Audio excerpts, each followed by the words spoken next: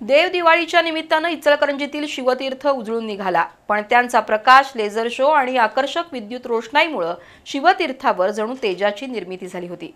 आकर्षक सजावट करून भव्य रांगोळी काढलेल्या कार्यक्रमात ध्येय मंत्र, प्रेरणा मंत्र, छत्रपती शिवरायांची आरती झाली. त्यातून एक वेगळीच वातावरण निर्मिती झाली होती. इचलकरंजीतील श्री शिवप्रतिष्ठान हिंदुस्थानच्या वतीनं देवदिवाळीनिमित्त शिवतीर्थावर दीपोत्सवाचं आयोजन करण्यात आलं होतं. शिवतीर्थावर आकर्षक सजावट करून विद्युत रोषणाई करण्यात आली होती, तर भव्य रांगोळी सर्वांचं लक्ष वेधून घेत होती. मंगळवारी सायंकाळी शिवतीर्थावर शेकडो पणत्या प्रज्वलित झाल्या, तर गजानन महाजन यांच्या हस्ते महाराजांच्या पुतळ्याला पुष्पहार अर्पण करण्यात आला.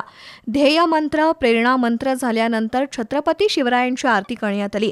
विविध रंगांच्या पणत्यांनी सजलेला आणि लखलखता शिवतीर्थाचा परिसर एक वेगळीच अनुभूती देत होता.